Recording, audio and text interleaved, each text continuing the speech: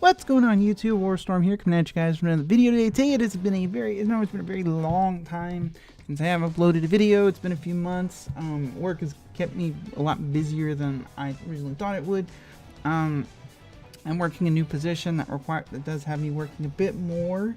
So I haven't had been playing Yu-Gi-Oh quite as often. I'm still playing the game. I still have the cards.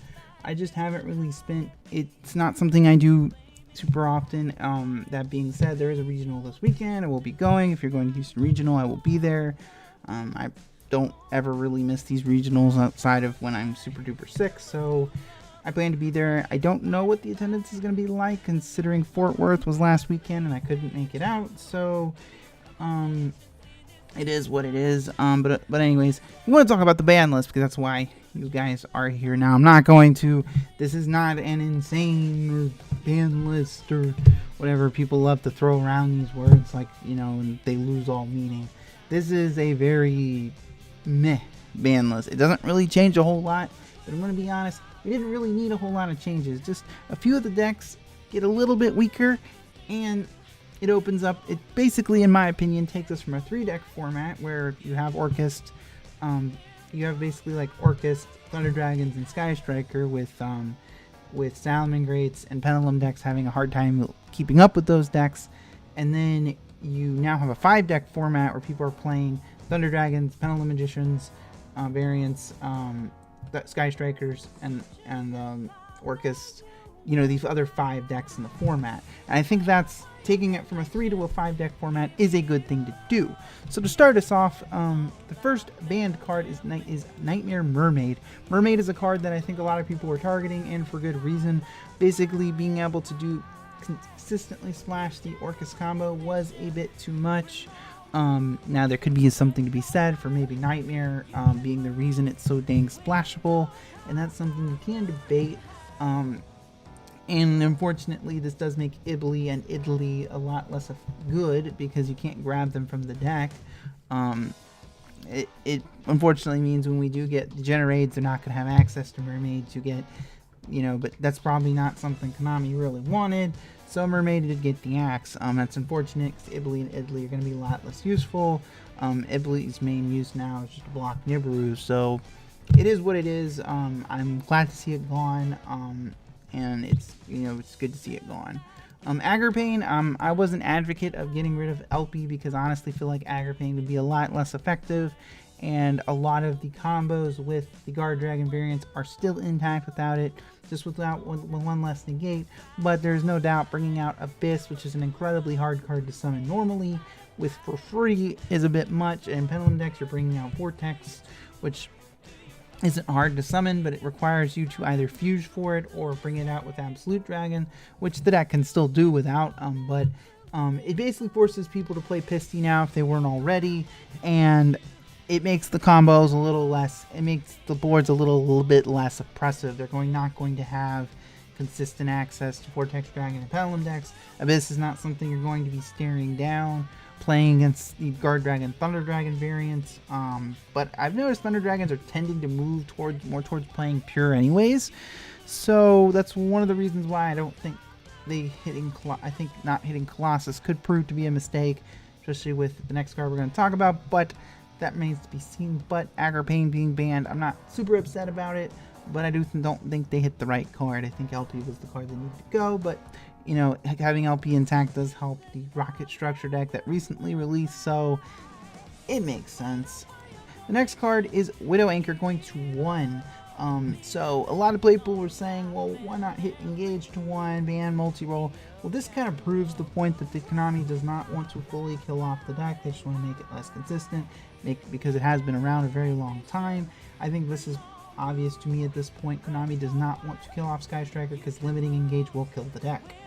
So where does this leave Sky Striker now? It's still in a decent spot, but I do think it is a lot weaker. Widow Anchor is an incredible card, and not ending on set boards full of Widow Anchors is a lot less consistent because that tends to be the main card you're searching off of your engages.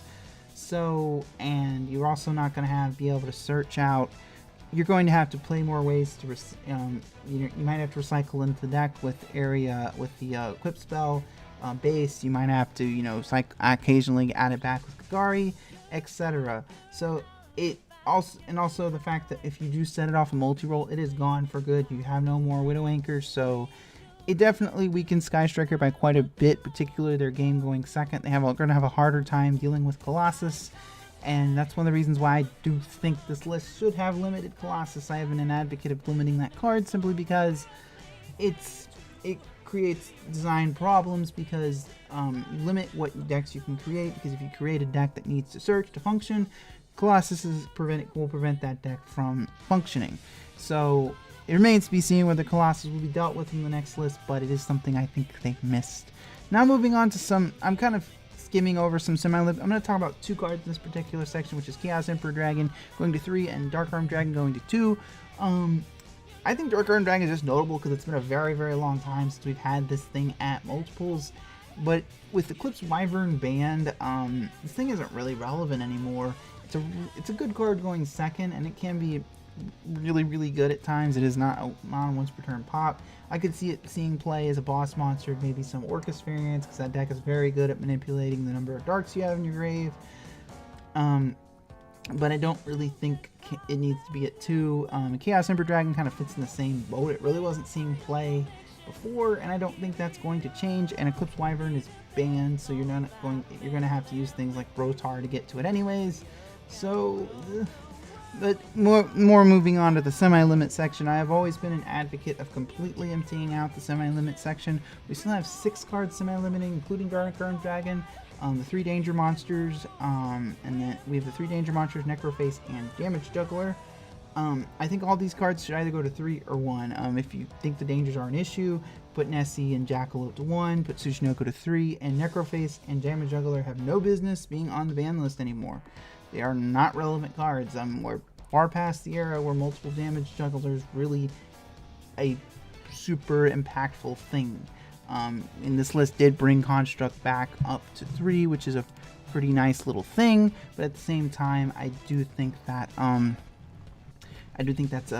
that's definitely something you think about. Speaking of that, yes, we did get finally 3 Construct back. It's a good thing to see this card come back, but I don't think it's going to radically change at all. So it just makes the deck, somewhat playable again. Now, as far as the hero changes, Malicious and Stratos are both back to 3. These cards were both at 2, and now they're back at 3.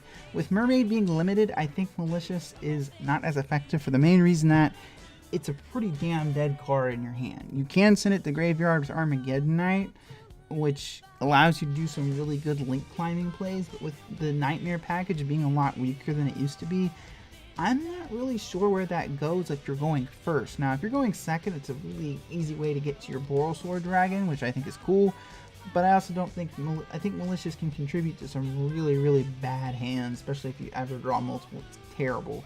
And Stratos kind of, to me, Stratos is a really, really good card, but we're far beyond the time where multiple searches with Stratos is a problem. And I don't think heroes are suddenly going to be a meta deck again. I just think the deck, I like heroes as much as the next person. People hang on to that deck and don't play anything else, even though it's been very little has changed with the deck in the last few years. And I don't think getting Stratos and Malicious back is really going to change that. But we will see. I could be wrong. We'll see. We will see where it goes. Now I'm gonna fit 3 more cards in this particular section, just mostly to save time. Shruit, Dragonfly, and Aether are all to 3. This isn't. Shruit is a type of card I don't know if you play 3 of it in Necros, because it search effects once per turn. So you can now if you want to. Aether going to 3 doesn't really matter because we still don't have multiple Pantheism, and honestly, I feel like all the Monarch cards, as much as I don't like the deck, I feel like Pantheism has long been time for it to be removed from the list. Dragonfly fits in a similar boat as Aether, where it should have been at 3 a very long time ago. Yes, it is not once per turn. It's a pretty good card, but we are into 2019. Going into 2020, we're far beyond the point of Dragonfly being a broken card. As the last 2 semi-limits, we have 2 spells. We have Super Rejuvenation and Royal Tribute are both to 3. Royal Tribute is not really that relevant nowadays. not gonna say too much more about it. And especially with all the decks with effects in the graveyard such as dangers. Super Rejuve is kind of interesting though, because Konami did it normally with a card like this. Konami really takes their sweet time pulling it off the list. They bumped it straight to 3, and this is pretty nice. I've heard people say it's something that I think we'll see play in Dragon Maid, which are very close to coming out. So we'll see. I do think that the card is not nearly as potent without with only one Dragon Ruler legal. And because the whole thing with Super Rejuve that made it so strong was you could draw a bunch of cards and then if you drew Super Rejuve off of Super Rejuve, you could activate it and draw some more cards.